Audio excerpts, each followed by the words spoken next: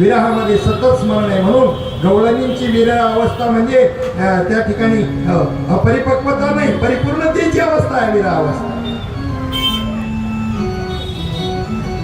चल कुठल्या प्रसंगाचा आला आपला? विदुर काका उद्धवाला सांगितलं, माझं तेच संपूर्ण या भागवतात ठेवलेलं आहे. तुला ज्या वेळेला माझा विरह वाटेल भागवत पाठ, तुला आनंद होईल, माझं दर्शन करेल. आणि पादुका तर तुला दिलेल्याच आहे.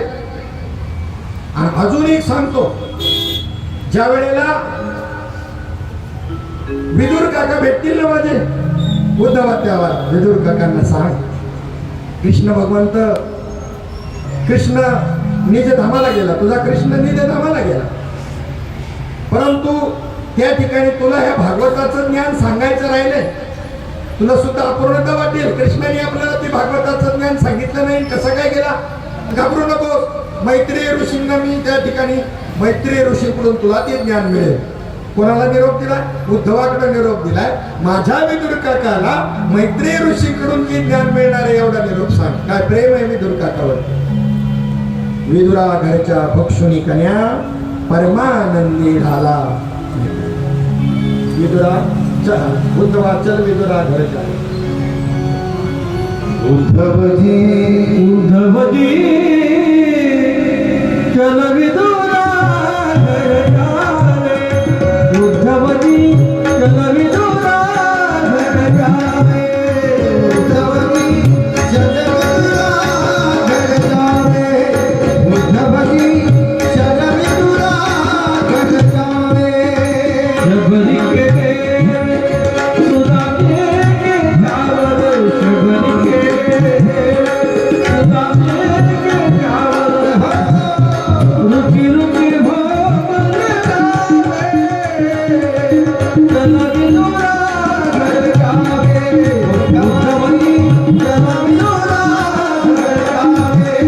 उद्धवजी चल विदुरा घरच्या रे. चल विदुरा घरच्या रे. किती प्रेम आहे उद्धवा माझ्या विदुरावरती भगवंताचं. शॉर्ट मध्ये सांगून जातो. कोण आहे हा विदुर? मांडव्य नावाचे ऋषी आपल्या आश्रमात असताना राजाची चोरी करून काही चोर तिथून पळत जात असताना त्यांच्या मागे राजाची सिपाई लागलेली. म्हणले आपण हे धन या आश्रमामध्ये इथे टाकू आणि म्हणजे आपला पाठलाग थांबेल. ते गेले पळून धन टाकून. आणि त्या पर्णकुटी जवळ आल्यानंतर आश्रमाजवळ की त्या चोराला शोधू लागले शिपाई. तर डोळे मिटून बसलेले या ठिकाणी हे मांडव्य ऋषी पाहिले आणि धन तिथं कोपऱ्यामध्ये पाहिल्यावर म्हणजे आम्हाला पाहून बघण्यासारखं ध्यान करतो काय चोरा. आणि त्यांना धक्का मारून उठवलं, पकडून नेलं राजाकडं, चोरी केली म्हणून. राजानं सूचना दिली, त्याला सुळावरती चढवा. तक्रार नाही साधूची कधीच कोणत्याही कर्माबद्दल. त्यांनी सांगितलं कोणत्या तरी कर्माचं हे फल असेल, कोणाला मी जबाबदार धरू त्याला. भोगतो न घडे संचिता वाचवणी करावे ते मनी समाधान. आपल्याला अज्ञानामुळे वाटतं मी काय त्याचं बिघडलो होतं, वड मारलो होतं मी, तर त्याला काही त्रास नाही दिला, तो कामाला त्रास देतोय. अरे ह्या जन्मात नसन दिला, मागच्या जन्मात दिला असं. गप जरा लक्षात घे. कधीतरी दिल्याशिवाय ईश्वराची सृष्टी न्यायाने चालते, न्यायाने चालते. बरं, अन्यायाने चालत नाही. आपल्याला अज्ञान असतं, आपल्याला त्याचं स्मरण नसतं आणि म्हणून त्या ठिकाणी आपण एखाद्याला दोष देतो.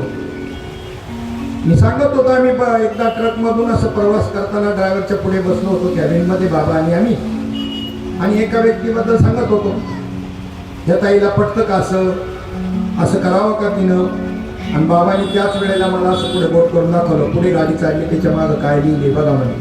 तर त्याच्यावर लिहिलं होतं तू मध्ये 1-3-13 आणि पुढे लिहिलं होतं देख तू 13 देख. याला म्हणतात सहज बोलेने हे तो उपदेशन करूनच आहे. असं सहज लगेच माझ्या लक्षात आलं त्यांना काय म्हणायचे. तिथून पुढे आतापर्यंत ध्यानात ठेवलं, कोणाची तक्रार करायचं कारण नाही. बोलायचं तर कोणाला राग आला तरी फरखड त्याचं तोंडावर बोलायचं, पण मागं पुढे बोलायचं नाही, कोणाला चाडी चोगली करायची नाही. असंच आहे. चला, त्या मांडवी ऋषी मी सांगितलं सुळावर चढवलं तर सुळाचं पाणी झालं. तो शाप देण्याला समर्थ होते त्या राजाला. मी ही गुन्हा केलेला नसताना मला शिक्षा करता शाप देऊन भस्म करू शकलायच ते, पण नाही म्हणले. चोर सोडून संन्यासाला सुरे का द्यायचं? ही चूक त्यांची नाहीये, ही यमराजाची चुकी आहे. मी त्या यमराजाला विचारेल मी अशी काय चूक केली होती की त्याकरता मला या ठिकाणी फासुळावर देण्यात आलं. आणि असा आत्मविश्वास असावा लागतो, मी कोणतं वाईट कर्म केलेलं नाही. मग जोग महाराजांच्या चरित्रामध्ये सांगितलेलं आहे की त्यांना सत्यनारायणाच्या पूजेमध्ये संकल्प करताना सांगितलं मना पाठीमागे की माझ्याकडून अजाणतेपणाने काही पाप जर घडला असेल तर हे भगवंता मला माफ कर आणि संकल्प सोडा. तो म्हणले मी नाही हा संकल्प सोडणार, माझ्याकडून कोणतं पापच घडलं नाही तर मी कशाला सोडू. काय आत्मविश्वास आहे राव, काय आत्मविश्वास आहे. माझ्याकडून पापच घडलेलं नाही मला कळायला लागल्यापासून. यांनी सांगितलं माझ्याकडून पापच घडलं नाही, मला ही शिक्षा यमराजाने या राजाला प्रवृत्त करून दिलीच कशी. त्या यमराजाला त्यांनी शाप दिला. यमराजाला विचारलं, त्यांनी सांगितलं मागे तुम्ही लहानपणामध्ये एका फुलपाखराला काटा टोचला होता आणि त्याचा भोग हात. म्हणले चोराने एखाद्याचं पाकिट मारलं म्हणजे त्याला काय 302 कलम लावायचं का? कळतं का काही नाही विषय ना तुम्ही. त्याला मामूली शिक्षा देऊन सोडून द्यायला पाहिजे. बालपणामध्ये जो गुन्हा केला तर स्वप्नामध्ये त्याला शिक्षा द्यायची असे असं भयंकर स्वप्न पाडायचं त्याला आणि स्वप्नात बोध द्यायचं त्या शरीराला. प्रत्यक्ष जागृतीमध्ये नाही शिक्षा करायची असं शास्त्र आहे. नाही शास्त्र जा मी तुम्हाला शाप देतो. यमराजाला शाप दिला मांडव्य ऋषींनी, जा मी तुम्हाला शाप देतो मृत्यू लोकामध्ये एका दासीच्या पोटी तुमचा जन्म होईल दासी पुत्र म्हणून. आणि तो विदुर आहे. यमराज प्रत्यक्ष विदुर आणि त्या विदुर आणि मैत्री ऋषींचा संवाद ज्या वेळेला वृंदावनामध्ये भेट झाली दोघांची आणि त्यानंतर त्याला बोध मिळाला मैत्री ऋषीकडून विदुर काकांना. आणि त्यामध्ये एकमेकाचा साधनेविषयी जे काही शंका समाधान चाललंय, प्रश्न उत्तर चाललेलं आहे. आणि त्यावेळेला त्यांनी त्या ठिकाणी ही कपिल मुनींची कथा, कपिल चरित्र मैत्री ऋषींनी या विदुर काकांना सांगितलं की स्वयंभू मनु आणि शतरूपा राणी ही ब्रह्मदेवाच्या अर्ध्या शरीरापासून प्राप्त झालेली. त्यांना 2 पुत्र झाले, एक प्रियव्रत आणि एक उत्तानपाद. 3 मुली होत्या, एक आकुती, देवहूती आणि प्रसूती. आकुती ही रुची ऋषींना दिली, प्रसूती ही भक्ष राजाला दिली आणि देवहूती ही कर्दम ऋषींना दिली.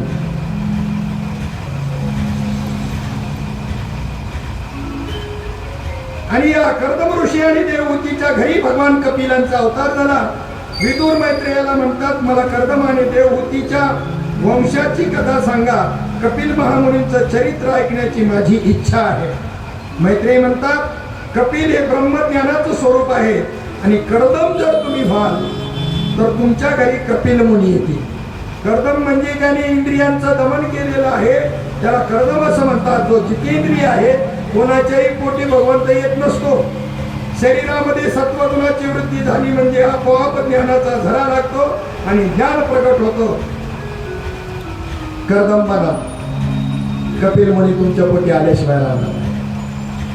स्वयंभू मनु आणि शतरूपा राणीला भगवान परमात्म्यानं साक्षात्कार केला, दृष्टांत दिला स्वप्नामध्ये की तुमची ही देवहूती नावाची कन्या कर्दम ऋषींना त्या ठिकाणी द्या. अमुक ठिकाणी ते तपश्चर्या करतात. कर्दम ऋषींच्या आश्रमामध्ये उद्याच्या उद्या जा त्यांना भेटायला. कर्दम ऋषींना दृष्टांत दिला की या ठिकाणी स्वयंभू मनु आणि शतरूपा त्यांची पत्नी आपली मुलगी देवहूतीसह तुमच्या आश्रमामध्ये येतील. त्या मुलीचा तुम्ही पती म्हणून स्वीकार करा. तुमच्या पोटी कपिल मुनींचा अवतार भगवान महाविष्णू कपिल रूपाने अवताराला येऊन जगाला सांख्य तत्वज्ञान सांगण्याकरता अवतार घेतील. कर्दम ऋषी आपल्या आश्रमांमध्ये स्थानापन्न असताना तिन्ही मंडळी तिथे आले. आल्यानंतर आदरातिथ्य करणं अतिथी देवो भव हा धर्म आहे ग्रस्त आश्रमाचा. त्यांनी त्या आश्रमामध्ये ते एकटेच होते, अजूनपर्यंत ब्रह्मचारी आहे, पण तरीही बी अतिथी धर्म पाळतायत. त्यांना बसायला आसन दिलं. स्वयंभू मनु आणि शतरूपा राणी त्या आसनावर बसली. परंतु कुलवान शीलवान असणारी देवहूती मात्र बसली नाही. हा मला भावी पती आहे आणि त्यांनी आसन दिलं त्याच्यावर मी बसणं योग्य नाही. प्रश्न पडला. बसले तर अवमान आहे त्यांचा, आणि नाही बसले तर आज्ञापालन होणार नाही, तिकडूनही अवमान आहे. तर ती हुशार होती. काय आजकालची मुलगी नव्हती, जाऊन लगेच बसली असते, परवानगी लागली नसती तिला. तिनं मात्र दोन्ही आज्ञा कशा पाळल्या की त्या आसनावरती एक हात ठेवला आणि आसनाच्या खाली बसली, म्हणजे आसनावर बसली बी नाही आणि बसली बी. एखादा उपवास सोडायचा आणि एखादा नाही सुटला पाहिजे, याच्याकरता काय करायचं हेही भागवतात सांगितलेले. सोमवारी एकादश आली तर सोमवार जायला नको आणि एकादशी घडायला पाहिजे. काही मंडळी सांगतात वराईचा भात खाला की सोमवार सुटतो, एकादशी मोडत नाही. तसं करण्याची गरज नाही. भागवत शास्त्र सांगतं तुम्हाला त्या ठिकाणी हातामध्ये पाणी घ्या, संकल्प करा मी सोमवार सोडतोय आणि थोडंसं पाणी प्राशन करा आणि तुमचं सोमवार सुटला जाईल. पाणी पिल्याने उपवास सुटतो आणि पाणी पिल्याने उपवास सुटत बी नाही. संपला विषय. किती सोपं केलं. पाणी प्यायचं पण संकल्प महत्वाचा आहे, पाणी महत्वाचं नाही. मी पहिलं मिश्री लावायचो. काय विचारायचं ते काय चकवे बाबा कुठे, जिथं शोधायचं असलं का कोणीही बी त्यांना पत्ता सांगायचा. आळंदी पंढरपूरमध्ये जिथं 5-50 माणसाच्या हातामध्ये मिश्री असेल आणि तिथं चकवे बाबा तुम्हाला भेटतील. म्हणजे संप्रदायच वाढायला लागला होता हा मिश्रीचा. तर त्या मिश्रीमध्ये 2 प्रकारच्या मिश्री होत्या, एक जागायची मिश्री आणि एक झोपायची मिश्री. कोणी लावत असेल तर त्यांना पहा माहिती हे हातून आहे का मग कोणीतरी पाहिजे ना परंपरा चालवायला. हां बरं आहे बरं आहे. आंधळ्याच्या पुढे गॅसच्या आणि मग ती झोपायची मिश्री कोणती आणि जागायची मिश्री कोणती. काही नाही दोन्ही एकच मिश्री. फक्त आता मला जागायचंय एवढा फक्त संकल्प केला की मिश्री तीच, सकाळपर्यंत झोप येणार नाही.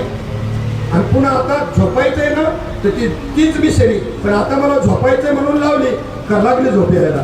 मिश्रीत काय फरक, फक्त फरक आहे तो कशात आहे, संकल्पात आहे. मी उपवास सोडतोय म्हणून पाणी पिलं, उपवास सुटतो आणि पाणी पिल्याने उपवास सुटत बी नाही. हे बी तंत्र तसंच आहे. कशाला उगाच आपला वरायचा भात खाणी हे करत बसा.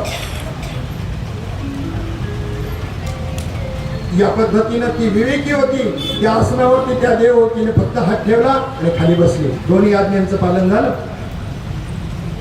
त्यानंतर बोलणं सुरू झालं जमवाजमीचं. म्हणजे आम्हाला असा साक्षात्कार झाला, आमची मुलगी तुम्हाला द्यायची, तुम्हाला जावई बनवायचे. ते म्हणले मलाही साक्षात्कार झाला. ठीक आहे, परंतु एक अट राहील.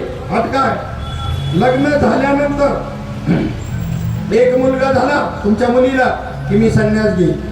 म्हणले बापरे, जावई तर लय विरक्त दिसतोय व अजून लग्न व्हायचे त्याच्या आधीच संन्यास घ्यायला निघाला.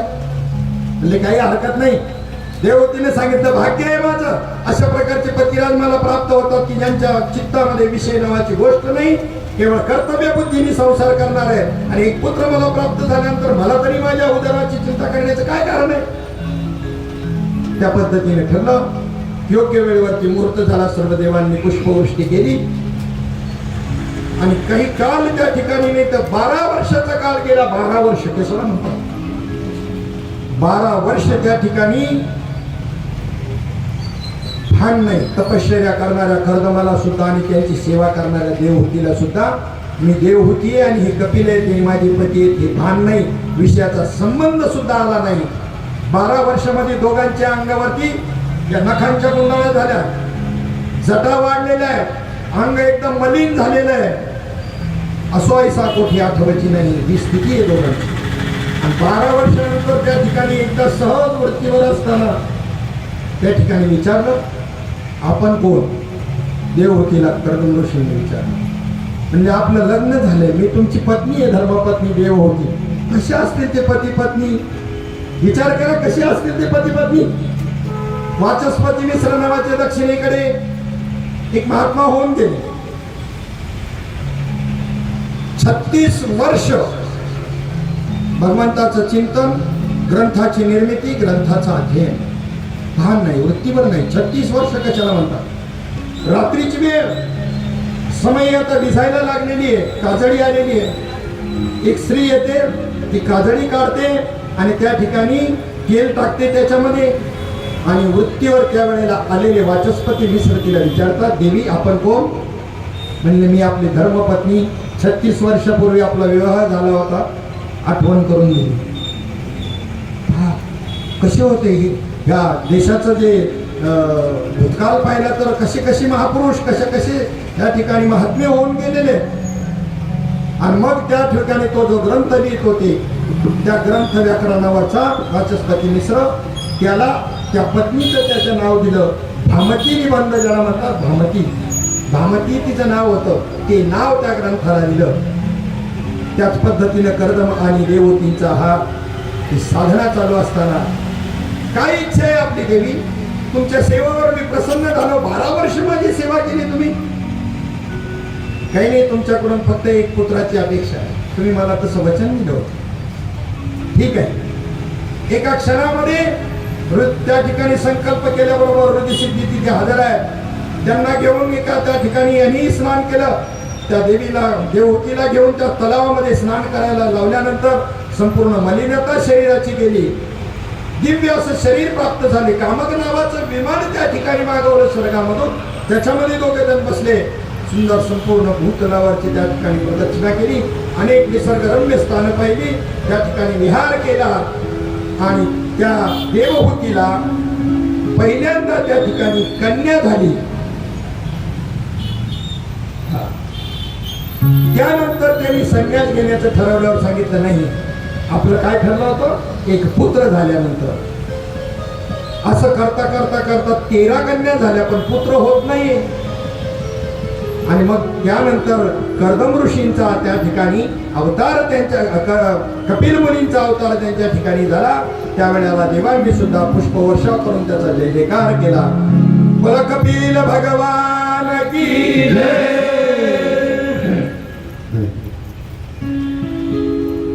कर्दम हे जितेंद्रिय महात्मा होते. त्यांची तपश्चर्या सफल झाली. त्यांच्या समक्ष भगवंत प्रगट झाले. अयोनी संभव प्रगटला हा राघव. सिद्धपुराजवळ कर्दमांचा आश्रम होता. गुजरातमध्ये सिद्धपूर आहे ना, तिथे आश्रम आहे. तिथे त्यांनी घोर तपश्चर्या केली आणि शरीरामध्ये केवळ हाडं राहिली. अशा कठोर तपश्चर्याने भगवंत प्रसन्न झाले. डोळ्यांतून आनंदाश्रू वाहू लागले. त्याच अश्रूंनी त्या ठिकाणी बिंदू सरोवर बनलं. कोणतं? तिथे बिंदू सरोवर आहे. सिद्धपूरच्या यात्रेला या ठिकाणी जाताना ते तिथे स्नान करावं लागतं. भगवंताच्या दर्शनाने डोळे सफल होतात. कर्दम म्हणतात, आपल्या दर्शनाने माझी दृष्टी सफल झाली. आपली प्राप्ती झाल्यानंतर संसाराची मागणी करणारा मूर्ख म्हणावा लागेल. संसाराच्या ज्या सुखाचा उपभोग नरकातील किडेही घेतात, त्या सुखाची मागणी करणारा कोणीही शहाणा असू शकत नाही. लौकिक कामसुखाच्या इच्छा प्राप्तीची पूर्तीसाठी श्रीकृष्णाची आराधना करणारा हा तुच्छ असतो. कर्दम भगवंताला म्हणतात, मी आपणाकडे श्रीसंगाची नाही तर सत्संगाची इच्छा करतो. मला अशी स्त्री द्या की जी मला भगवंताकडे घेऊन जाईल.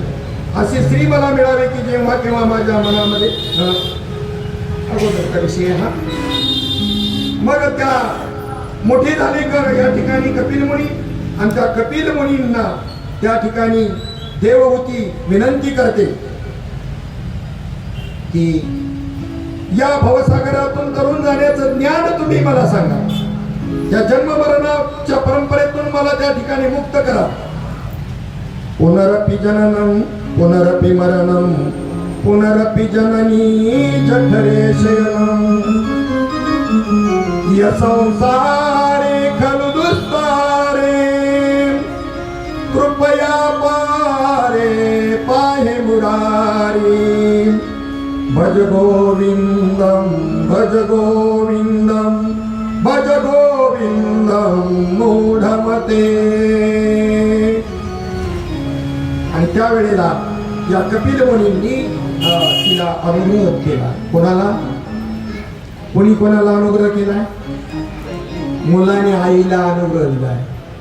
इथं नातं आड येत नाही. गुरुत्वामध्ये ज्ञानाच्या मध्ये गुरुत्वामध्ये नातं कधीच आड येत नाही.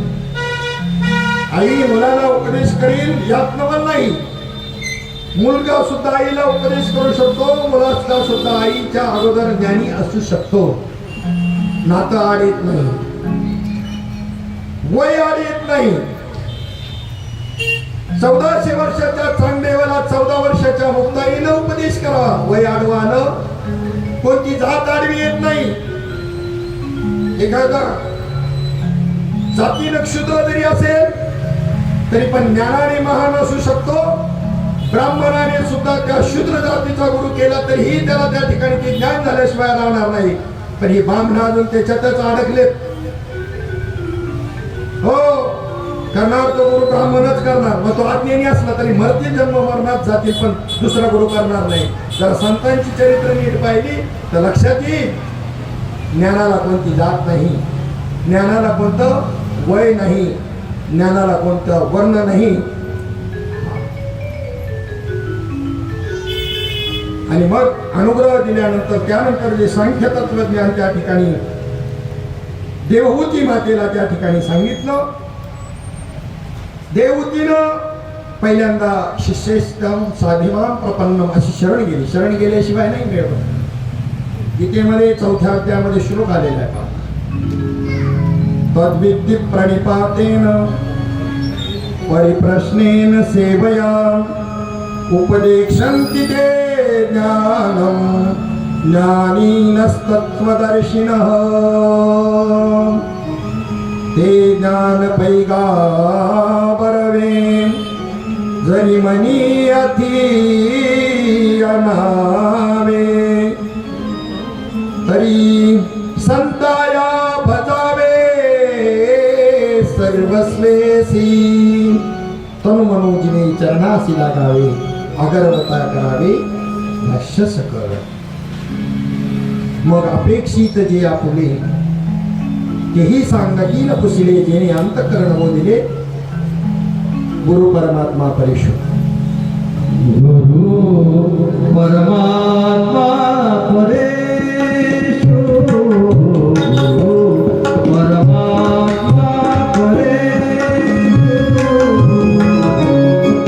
परमात्मा परेशु. गुरु परमात्मा परेशु. ऐसा जाता गुरु विश्वास. ऐसा जाता गुरु विश्वास. गुरु परमात्मा परेशु.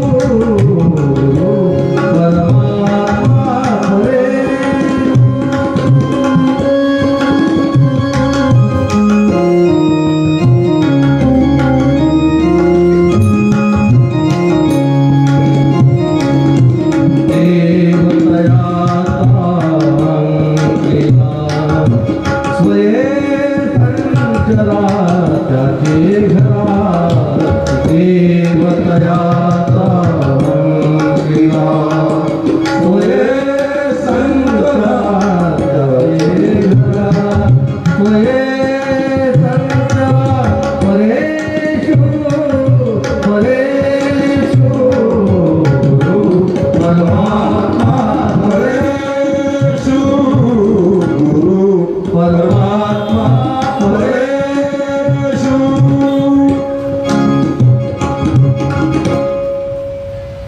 गुरु हा परमात्मा. गुरुर ब्रह्मा गुरुर विष्णू गुरुर्देव महेश्वरा. गुरु साक्षात परब्रह्म तस्मै श्री गुरवे नमः. खूप सुंदर असा कपिल देवहूती संवाद आहे. आणि खरं हेच भागवत आहे. कथांच्या माध्यमामधून वेदांचाच उपदेश त्या ठिकाणी केलेला आहे. देवहूतीनं त्या ठिकाणी शरण गेल्यानंतर प्रश्न विचारला, जगामध्ये खरं सुख कुठं आहे, खरा आणि अविनाशी आनंद कुठे आहे. त्यावेळेला कपिल मुनी महामुनींना आनंद झाला. ते म्हणतात, कोणत्याही जड वस्तूमध्ये आनंद असू शकत नाही. आनंद तर हे आत्म्याचं स्वरूप आहे. आनंद कशाचं स्वरूप आहे? सुखरूप ऐसा दुधा कोण सांगा माझ्या पांडुरंगा. सुख पाहिजे ना, शाश्वत सुख परमात्म्याजवळ आहे. तो परमात्मा तुमच्या जवळ आहे. पण त्या मद हृदयस्थाच्या ठाई भजनशील कोणीच नाही. शिनतात बाह्य उपायी जन अपायी पडताती.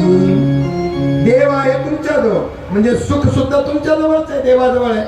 पण त्या सुख हे आत्म्याचं स्वरूप आहे, आनंद हे आत्म्याचं स्वरूप आहे. अज्ञानवश जी जड वस्तूत आनंद शोधतो, अज्ञानी जो आहे तो कशात आनंद शोधतो? जड वस्तूमध्ये. जड वस्तूमध्ये आनंद नसतो. संसारात ती विषय सुख तर देतात पण आनंद मात्र देत नाही. सुख वेगळं ना आनंद वेगळं. सुखाबरोबर दुःखही असतं, नुसतं सुख नसतं, पण आनंदाबरोबर मात्र काहीच नसतं. आनंद हा निखळ असतो. जो तुम्हाला सुख देईल तोच तुम्हाला दुःख सुद्धा देईल, पण भगवंत मात्र नेहमी आनंदच देतात, कारण आनंद हे परमात्म्याचं स्वरूप आहे. व्यवहारातल्या वस्तू मात्र तशा नाही, त्याच्यामध्ये सुख दुःखात्मक आहे. सुख आहे, दुःख बी आहे. तुम्हाला दुःख बी स्वीकारावं लागेल त्या वस्तूबरोबर, नुसतं सुख नाही मिळणार. आणि निव्वळ सुख हे फक्त संतांजवळ आणि निव्वळ सुख आहे ते फक्त देवाजवळ आहे. सुख एक हेची ठाई, सुख हे ठाई, बहुपाई संतांचा, बहुपाई संतांचा, बहुपाई संतांचा. सुख हेची ठाई, बहुपाई संतांचा, बहुपाई संतांचा, बहुपाई संतांचा.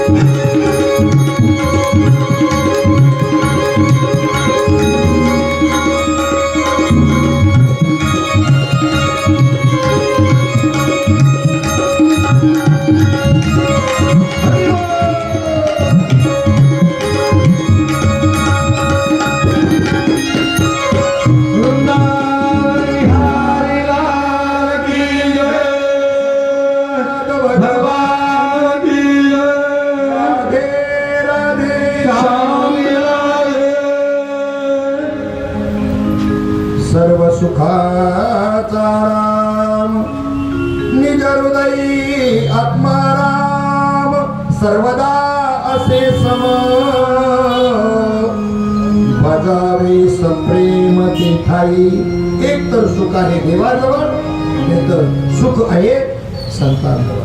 निव्वळ सुख बरं का, पूर्ण सुख, कशावर अवलंबून नसणार, स्वतंत्र. त्याची प्राप्ती झाल्यानंतर दुःख कधीच नाही. संतांची गावी प्रेमाचा सुकाळ, संतांची गावी प्रेमाचा सुकाळ, संतांची गावी प्रेमाचा सुकाळ, संतांची गावी प्रेमाचा सुकाळ. नाही दुःखलेश नाही तळमळ, दुःखलेश दुःखलेश नाही तळमळ, दुःखलेश दुःखलेश. संतांची गावी प्रेमाचा सुकाळ, संतांची गावी प्रेमाचा सुकाळ.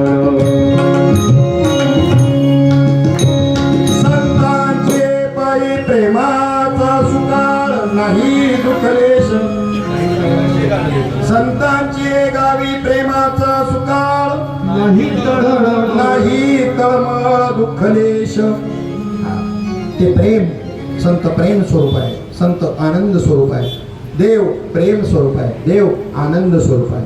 म्हणून साधू संत गेले वैकुंठी राहिले, असे का? आनंदी राहिले हरिनामे झाले कृतकृती. आनंदात वापनोती ब्रह्म, वेदातली श्रुती आहे. आनंद हेच ब्रह्माचं काय आहे, स्वरूप आहे. संसारामध्ये सुख ही खाजेसारखं आहे. गजकरण खाजवायला लावल्यानंतर खाजवताना सुख वाटतं, पण किती वेळ राहतं ते. सुख पाहता दवा पाडे दुःख पर्वताये होडे दुःख पर्वताये होडे दुःख पर्वताये होडे सुख पाहता दवा पाडे दुःख पर्वताये होडे दुःख पर्वताये होडे दुःख पर्वताये होडे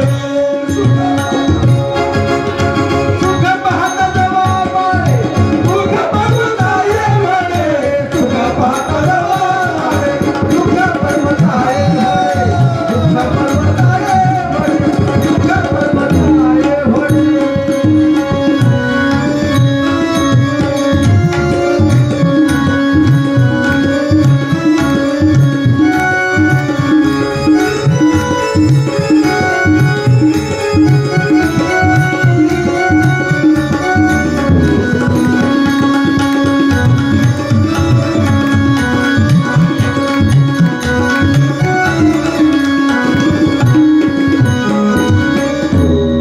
सुख पाहता जवा पाडी असलच विषयामध्ये सुख तर ते केवढंच आहे, जवा एवढे. आणि दुःख किती आहे, पर्वत आहे एवढे. दुःख बांधवडी आहे हा संसार, सुखाचा विचार नाही कोठे. जगी सर्व सुखी असा कोण नाही, विचारी मना तुझी शोभून पाहे. कोण आहे जगामध्ये, राजा दुखी, प्रजा दुखी, सगळेच दुखी.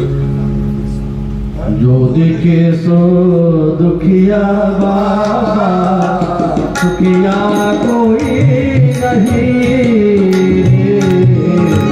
जो देखे सो दुखिया बाबा दुखिया कोई नहीं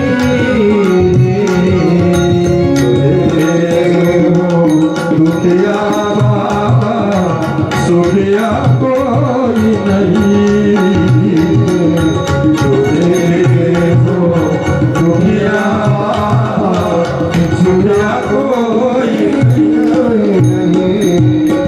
राजा दुखिया प्रजा दुखिया राजा दुखिया प्रजा दुखिया दुखिया जन वैरागी जो देखे सो दुखिया बाबा दुखिया कोई नहीं जो देखे सो दुखिया बाबा दुखिया कोई नहीं. माऊली ज्ञानोबाराय म्हणतात, ढगाच्या सावलीनं जर सुख होत असतं तर 3-3 माळ्याची घर का बांधली असतात माणसाने. तात्पुरतं सुख आहे ते. विषयातलं सुख हे अविनाशी सुख नाही, तात्पुरतं सुख आहे. मृगजळाच्या पाण्याने जर केळी पिकवता आल्या असत्या तर पावसाची काय आवश्यकता होती. विषयाचे समसुख बेगडाची बाहुली अभ्राची सावली जाईल रया. विषयामधून सुख प्राप्त झाल्यासारखं आपल्याला वाटतं ना, तर ते विषयामधून जरी सुख प्राप्त झालं तर ते कसं आहे, गजकर्णाला खाजवले, ते खाजवल्यानंतर खूप बरं वाटतं, पण काही सेकंदानंतर असा राडा होतो का विचारतो सोय. वास्तविक विषयातून सुख भोगत असताना कोणतंही सुख असो, ब्रह्मसुख आणि विषय सुखामधला फरक सांगतो. विषयातून सुख भोगत असताना प्रक्रिया काय घडते हे नेमकी लक्षामध्ये घ्या. ज्या वेळेला तुम्हाला गुलाबजाम खाण्याची इच्छा झाली त्याबरोबर अगोदर स्थिर असणारी वृत्ती चंचल झाली. गुलाबजाम सोडून दुसरं काही वृत्तीमध्ये येईना, ते दिसायला लागले डोळ्यापुढे, वृत्ती चंचल झाली. आणि गुलाबजाम मिळाल्यानंतर वृत्ती स्थिर झाली. गुलाबजामचा संबंध नाही काही बरं का सुखाशी. वृत्ती चंचल झाली आणि ती पदार्थ मिळाल्यावर स्थिर झाली. त्यावेळेला तुमच्या बुद्धीमध्ये जे प्रतिबिंब कुटस्थाचं पडलं ब्रह्माचं आणि ते सुख झालं. ते सुख गुलाबजामचं नाही, ते ब्रह्मसुख आहे. पण तुम्हाला असं वाटतं गुलाबजाम मधून मिळालं एवढाच डिफिकल्टी समजून घ्यायची बाकीचं काहीच नाही परवा सर्व सुखाची आशा जन्म गेला क्षण एक मुक्ती यज्ञ नाही केला हिंडता दिशा क्षीण माया व्यक्तीला जीव माझा सर्व सुखाची आशा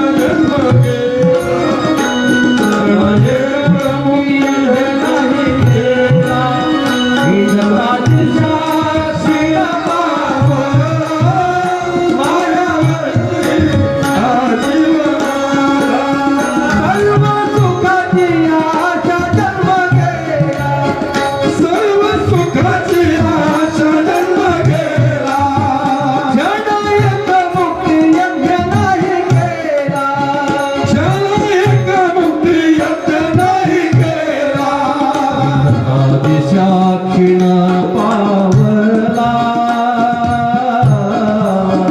माया व्यक्तीला जीव माझा माया व्यक्तीला जीव माझा माया व्यक्तीला जीव माझा माझे स्वही तरी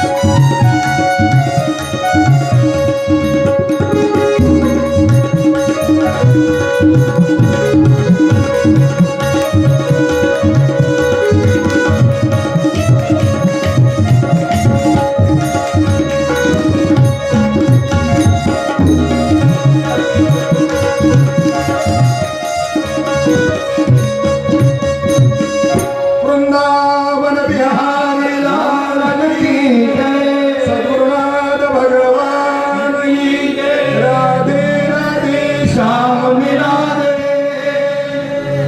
सर्व सुखाची आशा जन्म गेला क्षणिक मुक्ती यज्ञ नाही केला हिंडता दिशा क्षीण पावला माया व्यक्तीला जीव माझा माझे स्वहितने नती कोणी कळतं गीत आपल्याला सुखा करता जन्मच्या जन्म सुखाच्या आशी करता जन्मच्या जन्म घालवता यातून तरी सुख मिळेल त्यातून तरी मिळेल त्यातून तरी मिळेल पण सुख मिळतच नाही आणि असाच मरतो पण पूर्ण सुख ज्या परमात्म्याजवळ आहे तिकडे जात नाही ते दरिद्री लोक म्हणजे भाग्यवान आहे मात्र ती त्याचा शोध घेतात त्या संतांना त्या देवाला शरण जातात प्रत्यक्ष प्रक्रिया सुखाची कशी घडते पुत्र एखादं हाड चगळत असतं हाडूक चगळत की नाही पुत्र हा आणि त्याच्या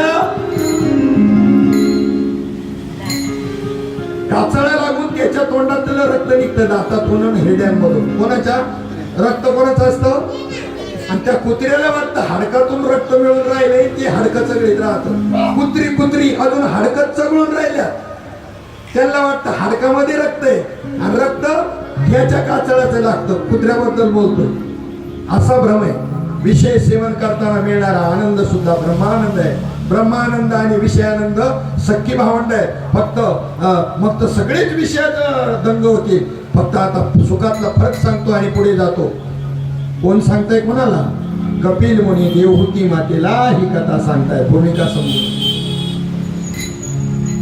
कपिलांचं सांख्य तत्वज्ञान देवहूती मातेला उपदेश करतात अज्ञानी जीव विषयामध्ये सुख शोधतात विषयामध्ये सुख असलं तर ते तात्पुरतं आहे आणि परमनंट सुख जे आहे ते ब्रह्मसुख आहे संतांजवळ आहे त्याचा शोध घ्या म्हणतात होतं काय नेमकं की वृत्ती चंचल होते आणि त्या विषयाच्या प्राप्तीनंतर स्थिर होते आणि त्यावेळेला तुमच्या स्थिर वृत्तीमध्ये जे प्रतिबिंब कुठं असतं सुखस्वरूप असणाऱ्या परमात्म्याचं असतं असा त्या आता विषय सुख भोगताना इंद्रियांची आवश्यकता आहे आणि परमात्मा सुख भोगताना इंद्रियाची एकाही इंद्रियाची आवश्यकता नाही. नोट डाऊन दिस पॉइंट. हे चिंतन कळण्याकरता मुख्य महत्वाचा मुद्दा आहे. चिंतन म्हणजे काहीच न करणं.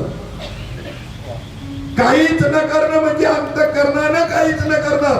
शरीराने मुर्दे पाडले तरी चालतील, आम्ही शरीराने तटस्थ बसतो 3-3 तास आणि आज पिराचा उरूस भरलेला असतो. याला काय चिंतन म्हणतात? हा, निर्विकल्प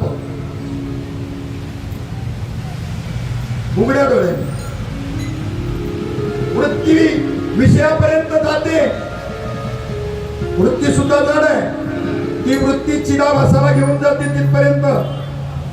तिला सुद्धा आधार कोणाचे, अधिष्ठान कोणाचे? हो, चिदाभासा सहित वृत्ती त्या पदार्थापर्यंत जाते. पदार्थ ज्ञानाची रीत जरा समजून घ्या. पदार्थाचं ज्ञान कसं होतं? तिथपर्यंत गेल्यानंतर अंतःकरण विशिष्ट आणि अंतःकरण उपहित असे 2 शब्द वेदामध्ये वापरलेले आहेत वेदांतात. अंतःकरणासहित जाते ती वृत्ती. अंतःकरण म्हणजेच वृत्ती, पण ती वृत्ती सुद्धा जड आहे. तिला आधार आहे चिदाभासाचा. तिथपर्यंत गेल्यानंतर त्या प्रमातू चैतन्य, प्रमाता चैतन्याचा बराच स्वतःचा क्लिष्ट भाग आहे, इथे सांगत नाही, आता वेळ बी नाही आपल्याकडं. आणि तिथून ती वृत्ती पुन्हा मागे आल्यानंतर तिथे जरी गेली तरी तिथेच त्या ठिकाणी गेली तरी तिला तो विषय उचलत नाही त्याची वृत्ती. त्याच्या वृत्तीला अंतःकरण उपहित चैतन्य म्हणलेलं आहे. विषयाशी संबंध आला इंद्रियाचा, पण अंतःकरणाने विषय नाही उचलला तो. याला अंतःकरण उपहित चैतन्य, त्याला उपाधी म्हटलं आणि सोडून दिलं. आणि अंतःकरण विशिष्ट जो असतो, अंतःकरण उपहित हे संत असतात, त्याला उपाधी मानणारे आणि त्याचा त्याग करणारे उपाधीचा. आणि अंतःकरणाला विशिष्ट समजून, विशेष समजून त्या विषयाचा स्वीकार करणारे हे अंतःकरण विशिष्ट, त्याला जीव असं म्हणतात. विषय दोन्ही भोगतात. प्रारब्ध प्राप्त विषय साधू सुद्धा भोगतो, प्रारब्ध प्राप्त विषय जीव सुद्धा भोगतो. पण साधू भोगता राहत नाही आणि जीव भोगतेपणा सोडत नाही. विषयी विसर पडला विशेष, पडला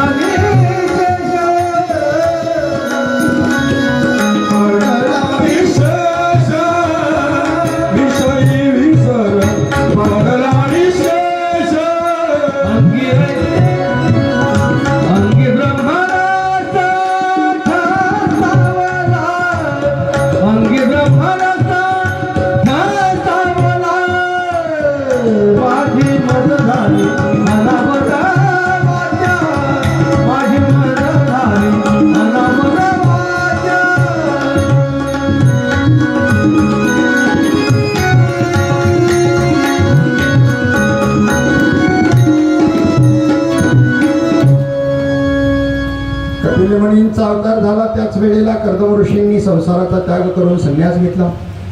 आणि कपिल मुनींनी उपदेश करून ज्या वेळेला आत्मज्ञान करून दिलं देवहूती मातेला, त्यावेळेला ती कपिल गीता तीच लिहिली गेलेली आहे. आणि सांख्यशास्त्राचा उपदेश त्याच्यामध्ये आहे कपिल गीतेमध्ये. आणि दत्तप्रबोध नावाचा ग्रंथ तुम्हाला कधी जर मिळाला तर हे संपूर्णपणे सांख्य तत्वज्ञान कपिल गीतेचं पूर्ण त्या ग्रंथामध्ये. साधकांनी हे ग्रंथ वाचावे, असे आध्यात्मिक ग्रंथ वाचावे. नवनाथाला लय दमवलं, नवनाथाला शांत ठेवा आता जरा थोडस. रामविजयाला लय दमवलं, आता जरा योग वासिष्ठ वाचा. रामाला वशिष्ठांनी काय ज्ञान दिलं, जरा थोडीशी प्रगती होऊ दे ना. का त्याच वर्गात वर्षानुवर्ष ते ग्रंथाची पानं फाटली, पोथ्या जळाल्या, पोहा मेला, पोथ्या जळाल्या. जरा ग्रंथाची प्रगती करा ना थोडेसे. मग त्या ठिकाणी परमेश्वराच्या चरणांचा आश्रय घेऊन जन्म मरणाच्या चक्रापासून जो जीव मुक्ती होतो त्याचंच जीवन खरं सफल झालं असं समजावं. आईला उपदेश करून कपिल महामुनी तिथून जाऊ लागले. जाण्यासाठी आईची परवानगी घेतली आणि भगवान कपिल मुनी कलकत्त्याजवळ त्या ठिकाणी संगम तीर्थावर आले. समुद्रानं कपिल नारायणाचं स्वागत केलं. माता देववती त्या ठिकाणी सरस्वती किनारी जाऊन राहिली. आणि स्नान करीत ध्यान करीत तिचं मन शुद्ध झालं. नारायणाचं चिंतन करता करता ती मुक्त झाली. तिला सिद्धी मिळाली म्हणून त्या गावाचं नाव सिद्धपूर असं पडलं. ते गुजरातमध्ये आहे. देवहूतीच्या उद्धारामुळं तिचं दुसरं नाव त्या तीर्थाचं मातृगया असं पडलं. ही कपिलगीता ऐकण्यासाठी श्रोतावत्याचं पाप ऐकल्यानं नष्ट होतं. अनेक प्रकारची कर्म, यज्ञ, दान, तप, वेदाध्ययन, वेदविचार, मन इंद्रियांचा संयम, कर्माचा त्याग, अनेक प्रकारचा योगाभ्यास, भक्तियोग, प्रवृत्ती मार्ग, निवृत्ती मार्ग, सकाम आणि निष्काम धर्म कसे असतात, आत्मतत्वाचं ज्ञान, तसेच वैराग्य, या सर्वच साधनांनी सगुण निर्गुण परमात्म्याची प्राप्ती होते. या सर्व मार्गांनी प्राप्त करण्याचे तत्व तर एकच आहे, ते म्हणजे परमात्मा. त्याचं ज्ञान प्राप्त करून त्या मातृगेच्या ठिकाणी देवहूतीनं आपला देह ठेवला. कपिल मुनींनी त्या ठिकाणी जिथे गंगासागर म्हणतो ना आपण, त्या गंगासागराच्या ठिकाणी कपिल मुनींनी तिथे समाधी घेतली. असा हा कपिल मुनींची कथा आपण पाहिली. थोडंसं आपण या ठिकाणी गोविंद बोलो हरि गोपाल गोविंद बोलो हरि गोपाल गोविंद बोलो हरि गोपाल गोविंद बोलो हरि गोपाल रमण हरि गोविंद बोलो रमण हरि गोविंद बोलो रमण हरि गोविंद बोलो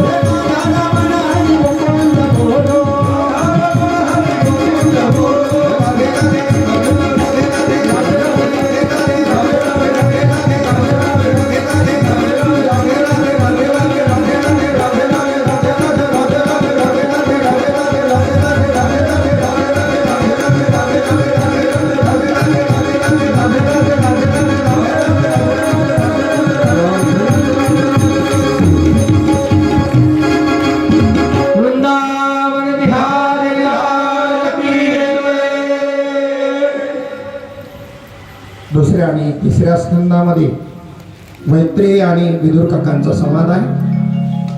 सृष्टीची रचना, ह्या सृष्टी विस्तार कसा झाला ही कथानक त्याच्यामध्ये येतं. कपिल मुनींची कपिल गीता त्या ठिकाणी येते. सृष्टी रचनेचं वर्णन जास्त करत नाही संत. त्याचं कारण जी मिथ्या आहे त्याचं वर्णन तुमच्यावर जास्त त्यांना फिट नाही करायचं. ते मिथ्या आहे ना, त्याला विसरायचं आहे ना, फक्त कळून द्यायचं ना, फक्त सांगून द्यायचं, त्याचा जास्त अभ्यास नाही. म्हणून थोडक्यात वर्णन केलं, सृष्टीचा विस्तार नाही केला, पूर्ण एक स्कंद नाही सांगितला, थोडक्यात सांगितलं. कल्पित आहे सृष्टी, कल्पित आहे जग, कल्पित आहे जग वास्तव नाही. इथून तिथून परमात्माच सर्वतप्रत भरलेला आहे. परमात्म्याशिवाय एवढी जागा रिकामी नाही. तुम्ही ज्याला जग म्हणता ते ठेवायचं कुठे, याचं उत्तर द्या पहिलं मला. आहे का नाही नंतर बघू. हे तर वाक्य सगळ्यांनी ऐकलेले फिट आहे. साधकांना मी विचारतो, बाकी नसतील मार्गात त्यांचं नाही म्हणा. त्याच्याशिवाय एवढी जागा रिकामी नाही परमात्म्याशिवाय. मग तुम्ही ज्याला जग म्हणता ते ठेवायचं कुठं, तर ते कल्पित आहे. चांगदेव 65 मध्ये हेच ज्ञान करून दिले साधकाला. आता त्या ज्ञानाची गरज आहे. ब्रह्म सत्यम समजलं, तुम्हाला अनुभवलं, नुसतं ऐकलं नाही तुम्ही ब्रह्म, पण तुमचं एक व्हायचं राहिले. जगत मिथ्या हे राहिलेले, आणि त्याच्याकरता तुम्हाला आता शास्त्र श्रवणाचीच गरज आहे. शास्त्र श्रवण ही काळाची गरज आहे. जगत मिथ्यात्व झालं असेल आनंदाची गोष्ट आहे, पण जगत मिथ्यात्व होत नाही. म्हणून आध्यात्मिक ग्रंथांचा अध्ययन, सत्संग गरजेचा आहे. स्वस्ती श्री वटेशो झोलपोनी जगदाभासो पगटला मग ग्रासो दाबीला मग ग्रासो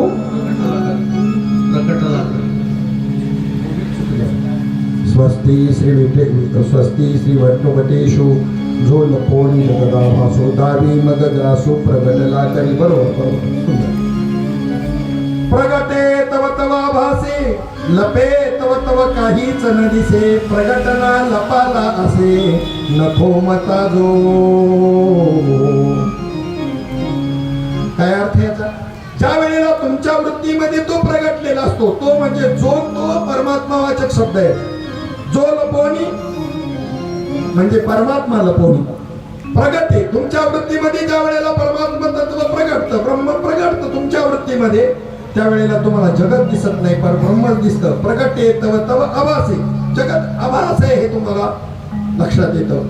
आणि लपे जेव्हा तुमच्या वृत्तीमध्ये तो लोप पावतं, लपे तव तव दिसे भासे. काय भासे? तो मग जग भासे. लपे काय? परमात्मा लपे. आणि तव जग आभासे, पण प्रत्यक्षात मात्र प्रगटही नाही आणि लपालाही न दिसे न खोमता जो. तो प्रगटही नाही आणि लपालेलाही नाही. असा मग जगन मिथ्यात्व करता अत्यंत गरज आहे सत्संगाची. दोन्ही स्कंदामध्ये अशा प्रकारचा हा उपदेश आला. चौथ्या स्कंदामध्ये दक्ष प्रजापतीची कथा त्या ठिकाणी सांगितलेली आहे. आकुती ही स्वयंभू आणि शत्रुपाल आणि पासूनचे जे काही 2 पुत्र, प्रियव्रत आणि उत्तानपाद आणि 3 मुली, त्याच्यातली आकुती ही रुची ऋषींना दिली, देवहूती ही कर्दम ऋषींना दिली. आत्ताच आपण ऐकलं कपिल मुनींचा अवतार.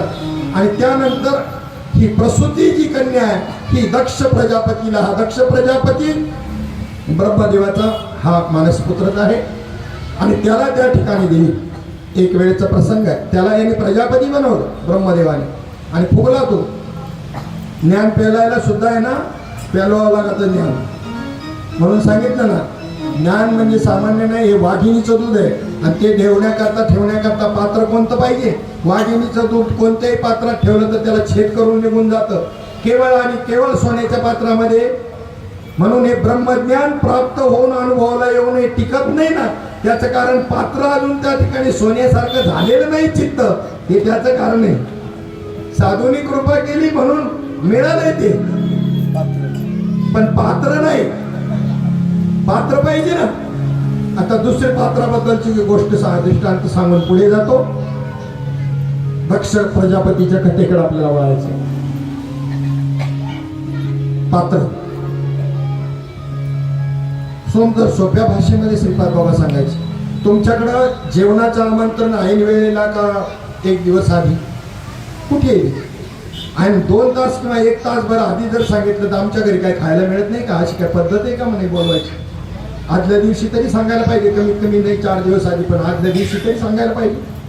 बरं गेले जेवायला, मग पात्र वाढावं, त्याच्यामध्ये काही बी शिळपाका जरी असला तरी ते वाढावं, मग हात जोडून म्हणावं पोटभर जेवा. पात्रच वाढलं नाही, पदार्थाचं नाव नाही पण पात्र सुद्धा वाढलेलं नाही आणि पाहुणे पोटभर जेवा, लाज नाही वाटत म्हणायला?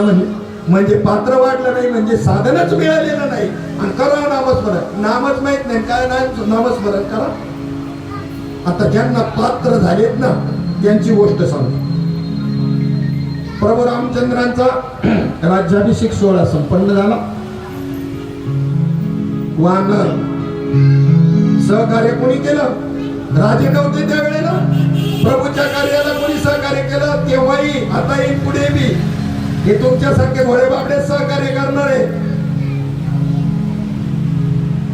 वानर त्यांना म्हणतात. वानर अस्वल यांनी प्रभूंना सहकार्य केलंय. राजे नव्हते का? सीता स्वयंवराला तर भरपूर आले होते, नोंद आहे तशी भरपूर होते, पण प्रभूच्या कार्याला एकही उपयुक्त ठरला नाही. देवाने सुद्धा आम्हाला सांगितलं, यांना शिकवतो मी, वानर हाती लंका घेवविली म्हणे तुका. त्यांनी वानराच्या हातात लंका घेऊन दाखवली, प्रताप करून दाखवला. तुम्ही सभा तिथं जागेवरती अंकारामध्ये त्या राजांना सांगितलं. हो, आणि या वानरांना मेजवानी द्यायची, पार्टी द्यायची.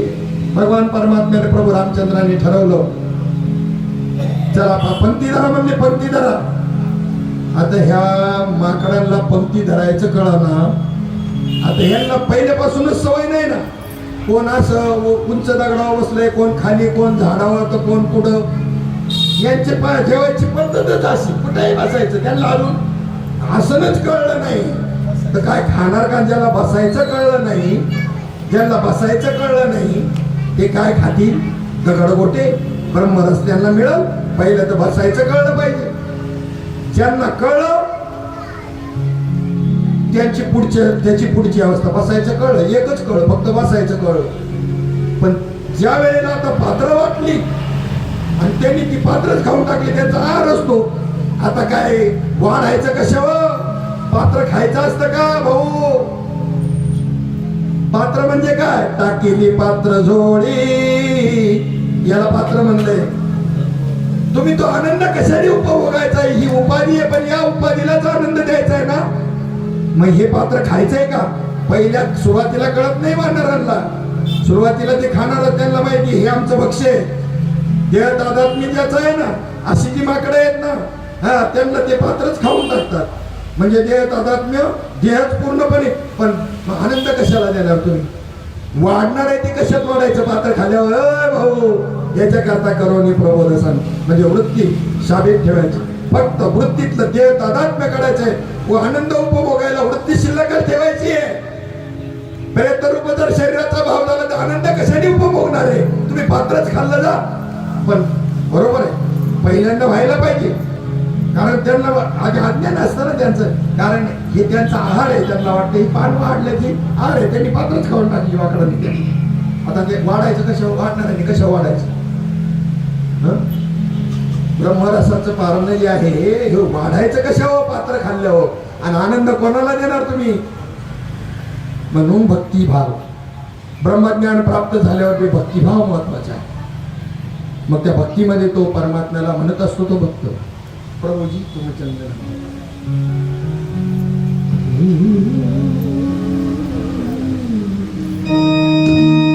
प्रभुजी प्रभुजी प्रभुजी प्रभुजी प्रभुजी प्रभुजी तुम चरण हमवानी. प्रभुजी तुम चरण हमवानी. प्रभुजी तुम चरण हमवानी. प्रभुजी तुम चरण हमवानी.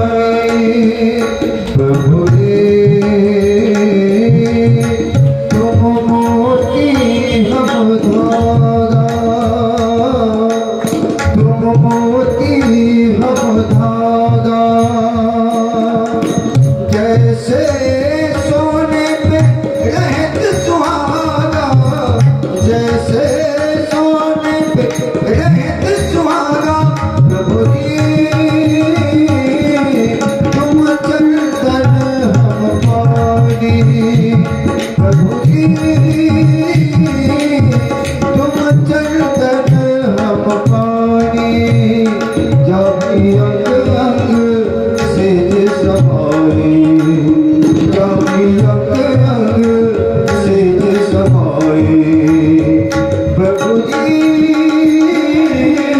तुम चंदन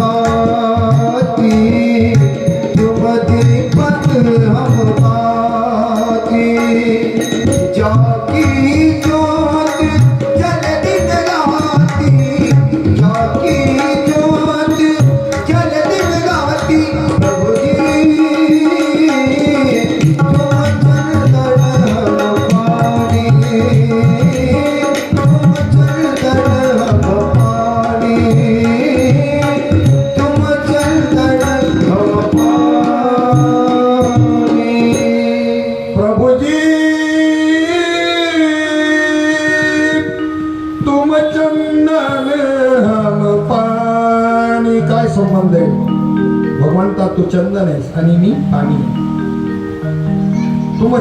तुम दीपक हम वाता किंवा सोन्याची जी काही प्रभा आहे त्याच्यात आणि सोन्यामध्ये जसा फरक नाही त्याच्या माझ्यामध्ये आणि तुझ्यामध्ये अनुमात्रही भेद नाही याला अभेद भक्ती असं म्हणतात. अनन्य भक्ती याला म्हणतात. स्वरूपाने भक्त आणि देव दोन्ही काय आहे एकच आहे. आत्मा भिन्न आहे का दोघांचा नाही. आदि ब्रह्मा अंतिम शक सर्वांच्या हृदयी मीच एक ऐसे पाहे तो सभाग्य देख हे भजन चोख मत प्राप्ती. एकनाथी भागवत. ब्रह्मदेवाचा आत्मा आणि मच्छर मधला आत्मा हे दोन्ही एक आहेत असं समजण्याला भजन असे म्हणतात. आणि आम्ही कशाला भजन म्हणतो बघा. म्हणून भजन ते ओंगळवाणी नरका जाणे चुकेना. कितीही तुम्ही फर्स्ट क्लास जरी बाबा म्हणायचे जरी केलं तर तुमचं भजन फर्स्ट क्लास असेल तेवढ्याने देव प्राप्त होत नाही. देवाला इंटर क्लास भजन लागतं. काय शब्द आहे महाराज माऊलीचे सद्गुरू माऊलीचे बघा. कोणतं भजन लागतं देवाला? Inter class. फर्स्ट क्लास भजनाने सुद्धा देव प्रसन्न होत नाही.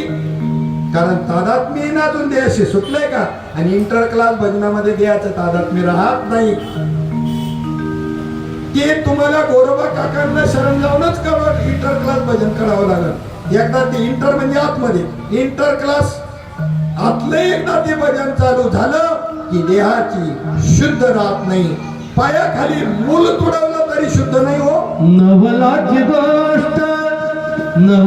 गोष्ट ऐक सखे बाई कुंभाराने बाळ तुडविले पायी कुंभाराने बाळ तुडविले पायी.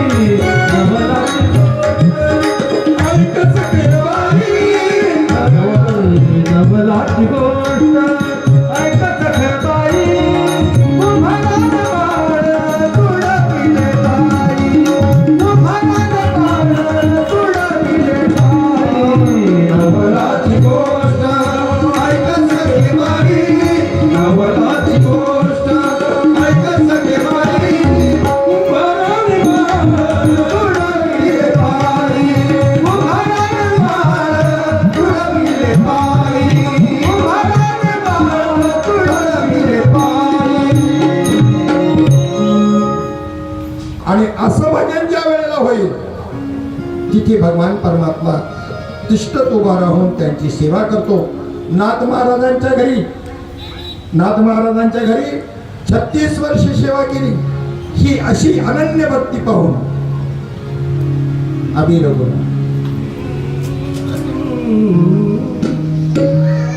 अबीर गुलाल अबीर गुलाल उधळीत रंग रंग रंग अबीर गुलाल उधळीत रंग नाथा घरी नाचे बाला सुखा पाडू नाथा घरी नाचे बाला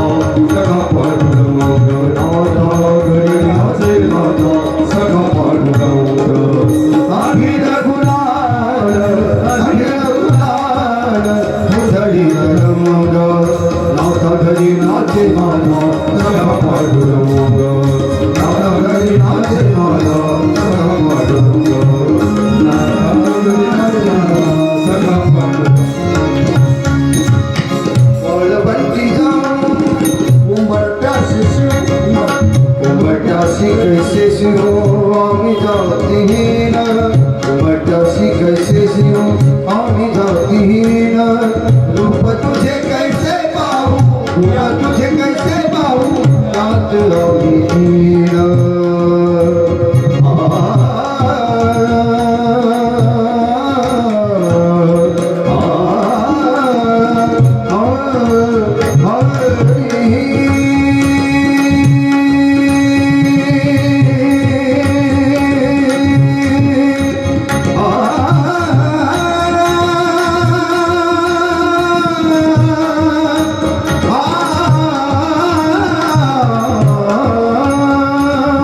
उमटासी कैसे शिवामी जातीहीन उमटासी कैसे शिवामी जातीहीन कैसे पाहू आम्ही जातलीन रूप तुझे कैसे पाहू आम्ही जातलीन मायेशी हो दंग मायेशी हो दंग गोहुरी संग आता घरी नाचे माझा सखा पांडुरंग आता घरी नाचे माझा सखा पांडुरंग अभिन गुलाल अभिन गुलाल अभिन गुलाल जडित रंग आता घरी नाचे माझा सखा पांडुरंग घरी नाचे माझा सखा पांडुरंग नाथा घरी नाचे माझा सखा पांडुरंग पांडुरंग पांडुरंग पांडुरंग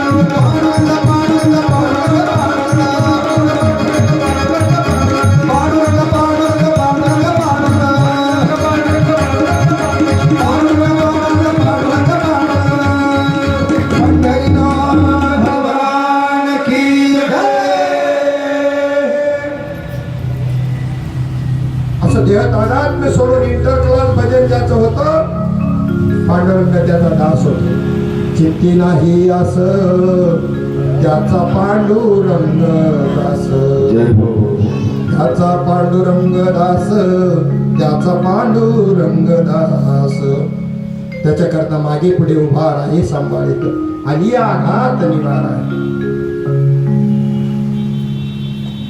चला चौथ्या स्कंदामध्ये दक्ष प्रजापतीची कथा सांगितली गेलेली आहे की प्रसूती ही कन्या स्वयंभू मनूची कोणाला दिली? दक्षाला दिली, राजा दक्षाला. एक वेळेचा प्रसंग आहे हा. दक्ष राजा सर्व देवतांची सभा भरलेली असताना तो दक्ष राजा आला. त्यावेळेला सर्व देवतांनी उठून त्या ठिकाणी अभ्युत्थान दिलं. जसं शिक्षक आल्यानंतर सर्व मुलं उठून उभे राहतात वर्गामध्ये अभिवादन करण्याकरता, तसं तेवढा अधिकार होता. परंतु भगवान शंकर मात्र त्या ठिकाणी बसून राहिले. ते वृत्तीवर तर असायला पाहिजे ना उठण्याकरता, वृत्तीवर नव्हते. परंतु सगळे उठले आणि भगवान शंकर उठले नाही. संतापाला राग आला दक्ष प्रजापतीला आणि म्हणले हा काय देव आहे, याला काही रीतभात कळती का? बरं जावई असल्यामुळे तर अजून घोटाळा झाला. कसं काय देवत्व सिद्ध होणार? जावयावर देवत्वाचा भाव तयार होईल का सासऱ्याचा? काय हे का असं नाही, तुम्ही का असले मला काय कळलं नाही. मी कोणाला उद्देशून बोललोच नाही. तुम्ही लावून घेतलं तर आम्हाला काय करायचे? लावून घेतलं तर तुम्ही घेतलं बघा, तुम्हाला लावून घ्यायचं का नाही ते. तो देवत्वाचा भाव सिद्ध होत नसतो, गुरुत्वाचा सुद्धा भाव तयार व्हावा लागतो.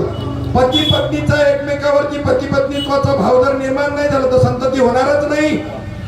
आणि गुरुच्या ठिकाणी शिष्याचा गुरुत्वाचा भाव सिद्ध झाल्याशिवाय बोधपुत्र होईल का? होऊच शकत नाही. म्हणून नारद मुनी वसुदेव संवादामध्ये 11व्या स्कंदामध्ये नारद वसुदेव संवादामध्ये ब्रह्म काय आणि त्या ब्रह्माची प्राप्ती कशी करायची हे सांगा वसुदेवानं विचारल्यावर नारद मुनी सांगतात, अरे राजा वसुदेवा, ब्रह्म प्रत्यक्ष तुझ्या घरी नांदते, तुला काय सांगू आता? आणि मग त्याने कधी मला उपदेश करावा? म्हणले ते उपदेश करायला तर सतत तो त्या ठिकाणी तयारच आहे, तत्परच आहे, परंतु तुझा निश्चय होणार नाही, कारण तू त्याला तुझा पोरगाच समजशील. त्याच्यामुळे निश्चय ब्रह्मत्वाची काय व्हायला पाहिजे? गुरुत्व, ब्रह्मत्व हा भाव तयार व्हायला पाहिजे ना. आणि म्हणून माझी नियुक्ती त्यांनी केलेली की माझ्या पित्याला जाऊन ते ब्रह्मज्ञान सांगा, असं कृष्णानेच मला सांगितलं. म्हणून गुरु नात्यातला नसावा. मगाशी सांगितलं नातं आड येत नाही, पण ती तेवढी भूमिका गुरुत्वाची उचलली तर नातही आड येत नाही.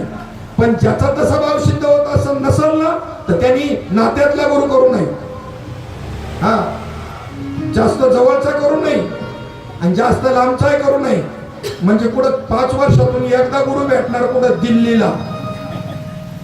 दिल्ली सोडून त्याला दुसरीकडे ठिकाणच नाही, असा बी गुरु करू नये.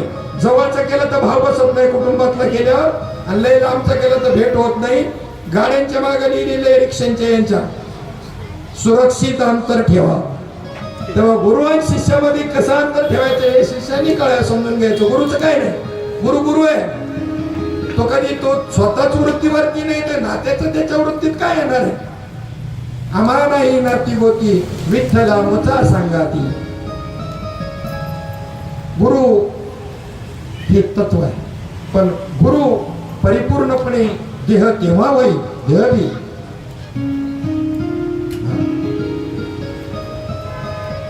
एक प्रमाण आता मला आठवेना ते, अवघे ब्रह्मरूप रिता नाही ठाव, अवघे ब्रह्मरूप रिता नाही ठाव. काय पुढे आठवतं का मला? अवघे ब्रह्मरूप रिता नाही ठाव, देह तो देव ब्रह्म कैसा नव्हे, असंच काहीतरी आहे. सांगेल मी तुम्हाला उद्या सांगेल. आता जरा थोडंसं कथेकडं थोडंसं फोकस करणं गरजेचं आहे. वेळ कमी राहिलेला आहे म्हणून पूर्ण करायची कथा आपल्याला 10 मिनिटामध्ये. असू दे, ते सदैव सच्चिदानंद गाणं होते ते नाही ती वेगळे असू दे, चालू दे. हे प्रमाण आहे. काय विषय चालला होता आपला? चला कम टू पॉईंट. ते वृत्तीमध्ये तो भाव तयार व्हावा लागतो आणि तो भाव तयार झाला नाही ते जावईच समजले आणि त्याची निंदा करायला सुरुवात केली. चुकूनपणे मी तुला जावई केलं, माझी मुलगी एखाद्या कसायाला दिली असती तर तुला देऊन फसलो. किती अमंगळ घाणेरडे हे. मसनात जाऊन बसत, चुकलं कसं माझं, पुढून बुद्धी सुचली, याला मुलगी दिली, अतिशय निंदा केली. पण तरी हुकचू नाही, वृत्तीवरच नाही ना ऐकायला. ठीक आहे, आता जाणीवपूर्वक अपमान करायचं ठरवलं दक्ष प्रजापतीनं. आणि हरिद्वार मध्ये कणखल क्षेत्र आहे, गंगेच्या तीरावर होती.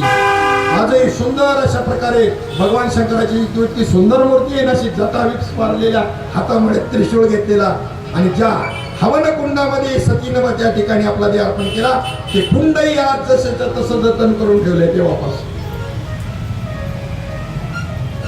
भगवान शंकर शंकराचा अपमान करण्याकरता त्या कणखल क्षेत्रामध्ये, हरिद्वारमध्ये कणखल क्षेत्रामध्ये यज्ञ आरंभला आणि सर्व देवता, यक्ष, राक्षस, गंधर्व, मानव सगळ्यांना आमंत्रण दिलं यज्ञाचं. पण सतीला किंवा त्या ठिकाणी भगवान शंकराला आमंत्रण दिलं नाही.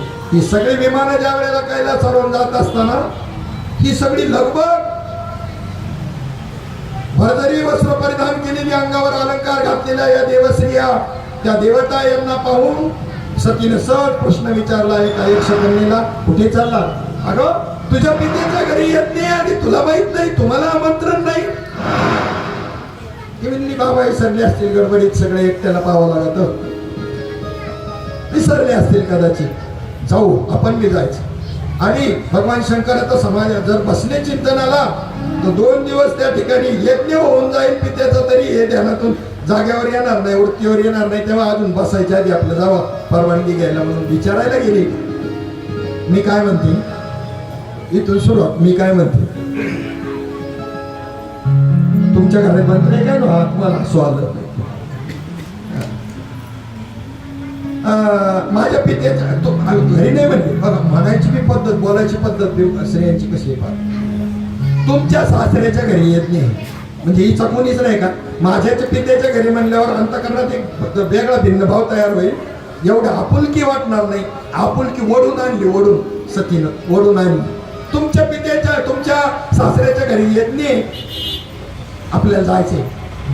तुझा म्हणजे मला यायचं.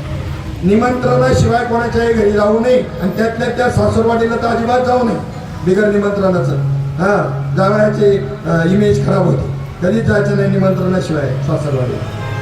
त्याच्यामध्ये 3 प्रकार सांगितले जावयामध्ये. बुधवार बाबा नेहमी सांगायचे, दूर जवाई फुल बराबर, लांबचा जवळ असला का फुलासारख्या जपत्यात. नाकीचा मोती ठेवी गाण, राखे जावयाचा मान. मोती गाण ठेवून जावयाचा मान लांबचा असल्यावर का. दूर जवाई फुल बराबर, गाव जवाई साधा. गावातला असला का ते साधा असतं, त्याचे काही एवढं लक्ष देत नाही सासरवाडी. आणि घर जवाई तो गधे बराबर, जब चाहे लाथा. माझं नाही बरं का म्हणणं, की कबीर महाराजांचा दोहा आहे, बाबांनी मी सांगायची. घर जावायचं कधी बनवू नाही म्हणले, लाथाळी त्यात मान राहत नाही. आणि तीच भक्तीला उदाहरण देताना एकनाथी भागवतामध्ये जावयाचं उदाहरण खूप सुंदर दिलेले. सदैव जावई आल्या घरा, जेवी सर्वस्वरेची सुंदरा. तैसा माझ्या भक्तीचा कळवळा पुरा, ज्याच्या जिव्हारा भोसंडी. जेव्हा जावयावर जेवढे माणसं प्रेम करतात तेवढे संतावरण सद्गुरू करत नाही हो. अंदेव माहिती यांना बापाने ठेवलं मिळल. आत्मज्ञाने चोखडी, संतजी माझी रूपडी. तेत दृष्टी पदो आवडी, कामिनी ऐसी. विषयी पुरुषाचं चित्त त्या स्त्रीवर जसं नेहमी आतून असतं, तशा पद्धतीनं आत्मज्ञानानं परिपूर्ण असणाऱ्या माझ्या संतांवरती त्याच्याही पेक्षा विशेष प्रेम तो करील. त्याच्या मागे पुढे मी आहे तेवढं प्रेम. आम्हाला तेवढा देव आवडतो काय? तेवढे संत आवडतात काय? काय ओव्या टाकल्या का? आत्मज्ञाने चोखडी, संतजी माझी रूपडी. तेत दृष्टी पडो आवडी, कामिनी ऐसी.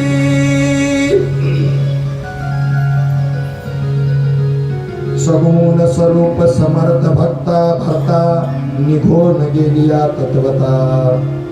त्या लागी तळमळी जैसी कांता, तैसी कळवळता जय उठी. स्वरूपवान, गुणवान, समर्थ, बलवान पती निघून गेला म्हणजे मृत्यू पावला. त्याच्याकरता त्याची पत्नी जशी तळमळते त्या प्रकारची तळमळ भगवत भेटी करता अंतकरणात आहे काय? अरे भगवंत तयार आहे. तुमची अंतकरवृत्ती तेवढी तीव्र बनवू द्या, तेवढं मुमुक्षुत्व तुमच्यामध्ये येऊ द्या. मग भगवान शंकराने शिवप्रभूंनी सांगितलं नाही जायचं, निमंत्रणाशिवाय नाही जायचं. आणि आतापर्यंत तुला सांगितलं नाही, तुझ्या पित्याने माझा जाणीवपूर्वक त्या ठिकाणी अपमान केला, पण मी सांगितलं नाही नको वाढायला म्हणून. मग तर मी जरूर जाणार. सती म्हणली मी समजून सांगेल बाबांना आणि ते माझं नक्की ऐकतील. त्यांचा काहीतरी गैरसमज झाला मी त्यांना पटवून देईन. माझे पती नेहमी प्रभू नामामध्ये दंग असतात, त्यामुळं कदाचित ते उठून उभे नसते राहिली, मी ते मिटवूनच येते. जाते मी, जा म्हणजे तुला जायचं तर जा. माहेर अतिशय प्रिय असते या स्त्रियांना. माहेरचं कुत्र जरी आलं ना, कुत्र माझ्या माहेरचं आहे, हा माहेरचं कुत्र जरी आलं तरी दुसऱ्याला सांगणार. म्हणजे सोन्या सावकाराचं कर्ज आहे हिच्या भावावर, पण जात्यावर दळत असताना काय म्हणत असते, काय वाट्याच्या वाट सरा काय पाहतो डोंगराला ग सईबाई, बाई ग बाई सईबाई ग बाई सईबाई, सोन्याचा कुलूप माझ्या बातूच्या दाराला ग सईबाई, बाई ग बाई सई बाई ग बाई सईबाई. बुरुम बुरुम बुरुम बुरुम. वाटच्या वाट सरा काय पाहतो वाड्याला ग सईबाई, बाई ग बाई सईबाई ग बाई सईबाई, सोन्याचं कुलूप माझ्या बंधूच्या दाराला ग सईबाई. लोकांना वाटलं काहीचा भाऊ श्रीमंत आहे, पण वस्तुस्थिती सगळी दिसतं तसं नसतं म्हणून जग फसतं. सोन्या सावकाराचं देणं देता नाही आलं म्हणून त्यांनी हिच्या वाड्याला कुलूप लावले, आणि तरी सुद्धा भावाच्या प्रेमा खातर काय बोलती बघा. है की नाही? एक कविता होती आम्हाला, घाल घाल पिंडा वाऱ्या माझ्या परसात, माहेरी जा सुवासाची कर बरसात, सुखी आहे पोर सांग आईच्या कानात,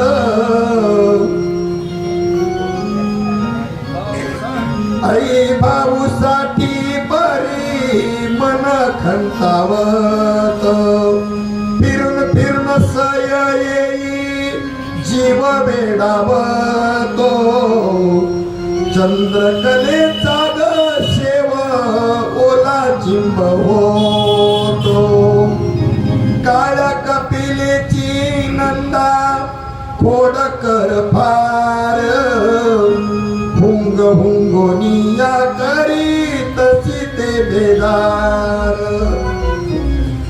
आमची मुक्ताई या माहेरच्या सुखाबद्दल एका ठिकाणी म्हणते, बाई बाई जाते ग माहेराला, बाई बाई जाते ग माहेराला,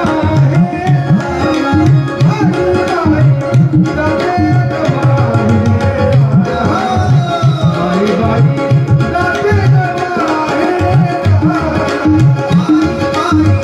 जाते ग माहेराला, बाई बाई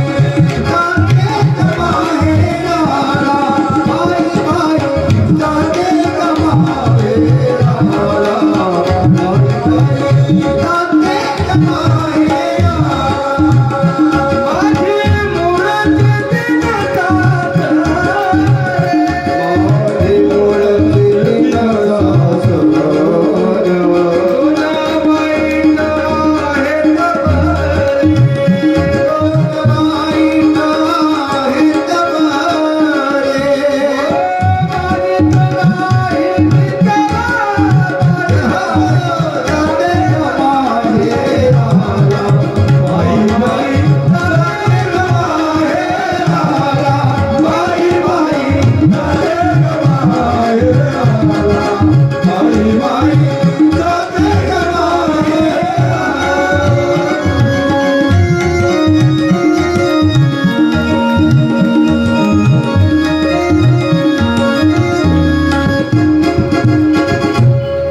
बाई बाई जाते ग माहेराला, बाई बाई जाते ग माहेराला, माझ्या मुळच्या घराला. तुम्हालाच माहेर आहे असं नाही, मी शेवानंदला बी माहेर आहे. तुका म्हणे थाया जायाल्या पुलिया, तुम्ही कोण कुठून आला, ज्या मूळ स्थानावरून आले ते तुमचं माहेर आहे. तिथे तुम्हाला आपल्याला प्रत्येकाला जायचंय त्या बाहेराला. सती निघाली आणि शिव भगवंताने विचार केला हिचं काही जरी तरी सोडून राहिलं तर त्या वस्तू पाहून मला हिची आठवण होईल आणि भाजनात विघ्न होईल, म्हणून त्यांनी पेटी भरायला मदत केली. सगळं काही राहिलं असेल तर ते स्वतः भरून दिले. राहिली एखादी वस्तू म्हणजे दिले भरून दिलं, तिला काढून भजनामध्ये रंग झाला. गेली सती त्या ठिकाणी गेली. पित्याच्या तिथे यज्ञ होऊन चालू असताना पित्याने पाहिल्याबरोबर तोंड फिरवलं. सतीशी बोलले बी नाही. बहिणींनी तोंड फिरवली, सांगून ठेवलं तर सती आली तर कोणीही बोलायचं नाही. किती वाईट वाटलं असं. पण आईचं हृदय, आई मात्र काही झालं तरी जवळ आली, भेटली, प्रेमानं विचारलं कसं आहे. तिला जरा बरं वाटलं. ठीक आहे, तिने थोडस समजून घेतलं. आईचं प्रेम आहे ना, बस झालं आपलं. त्यानंतर जो यज्ञ मंडप होता त्या सगळ्या दिशांना नजर टाकली. सर्व देवतांकरता त्या ठिकाणी त्या त्या देवतांचे आविर्भाव ठेवलेले होते, आविर्भाव नैवेद्य. पण आज ईशान्य दिशा ओस दिसत होती. ईशान्य दिशा कोणाची आहे? भगवान शिवाची. त्या ठिकाणी त्यांना तो आविर्भाव ठेवला नव्हता, मुद्दाम जाणीवपूर्वक. हे पाहून मात्र संताप निर्माण झाला. एकटी जायला नको म्हणून त्या सती बरोबर नंदिक आणि त्यांचे काही शिवगण पाठवलेले होते. तिला संताप आला. माझ्या पित्याची निंदा करणारा, माझ्या पतीची निंदा करणारा, ज्याने मला हा देह दिलेला आहे त्याचा देह मला ठेवायचा नाही, त्याचा देह सुद्धा मला नको, म्हणून त्या सतीने त्या अग्निकुंडामध्ये स्वतःच भस्म करून घेतलं. श्रीमद भागवतामध्ये अशी कथा आहे. तर देवी भागवतामध्ये मात्र तिचे वेगवेगळ्या ठिकाणी ते काय पडले, शरीराचे अवयव वेगवेगळ्या ठिकाणी पडले. तिथे देवीची स्थानं निर्माण झाली. हा थोडासा कथापाठाचा भेद त्या ठिकाणी आहे. श्रीमद भागवतामध्ये मात्र तिने त्या अग्निकुंडामध्ये उडी घेतली, हाकार मारला. नंदी आणि शिवगणांनी त्या ठिकाणी युद्धाला सुरुवात केली. त्याबरोबर जो भृगु ऋषी आहे त्या यज्ञाचा मुख्य, त्यांनी मंत्राने असे सैनिक तयार केले आणि घरात धुमश्चक्री चालू झाली. यजमानाचे यज्ञाच्या वेळेला संरक्षण करणं त्या यज्ञकर्त्याचं कर्तव्य असतं. त्याचं सामर्थ्य तेवढं असायला पाहिजे. कोणाचे काम नाही यज्ञ करायचं. आणि मग मात्र त्या ठिकाणी हे सगळं घडल्यानंतर नारद मुनी फिरत फिरत फिरत फिरत त्यांनी ते पाहिलं. जाऊन भगवान शंकराला कैलासाला सांगितलं सती गेली म्हणून. असं झालं. भगवान शंकराने आपली जटा उपटली, त्याच्यामधून वीरभद्र तयार केला. त्याला सांगितलं दक्षाच्या यज्ञाचा विध्वंस करा. तिथे येऊन आणि त्याने तो संपूर्ण यज्ञाचा विध्वंस केला. शिवगणांनी आणि वीरभद्राने दक्षाचा शिरच्छेद केला आणि त्या होमामध्ये ते टाकलं, अग्नीमध्ये टाकलं. धड तिथं पडलेलं आहे. भृगु ऋषींची दाढी त्या ठिकाणी ओढली, पुष्याचे दात पाडले. हे सगळं त्या ठिकाणी केलं. त्याचा विध्वंस केला. त्यावेळेला काही जे त्या ठिकाणी उरले होते ते ऋषीमुनी त्यांनी ब्रह्मदेवाकडे गेले. ब्रह्मदेव त्यांना घेऊन विष्णूकडे गेले. म्हणजे आपण सगळे भगवान शंकराकडे जाऊ, त्यांना विनंती करू आणि दक्षाचा यज्ञ सफल झाला पाहिजे. कैलासाला जाऊन त्यांनी भगवान शंकराची स्तुती प्रारंभ केली. शिव नाम से है जगत में उजाला, हरि भक्तों के मन में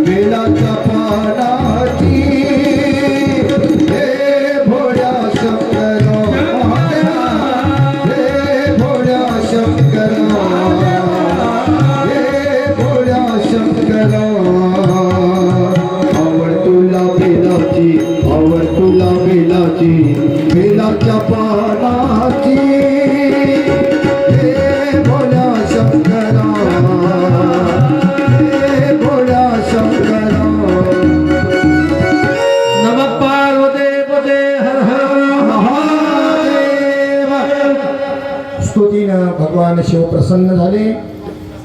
त्यांनी तिथे जे धड पडलेलं होतं दक्षाचं, एका बकऱ्याला कापून त्याचं धड त्या दक्षाच्या धडावरती बसवलं. ते शिर संजीवनी मंत्रानं त्याला जिवंत केलं. पुन्हा यथासांग तो यज्ञ सफल झाला. जे भगवान शंकराचा द्वेष करणारे कोणी असतील, हरिहरा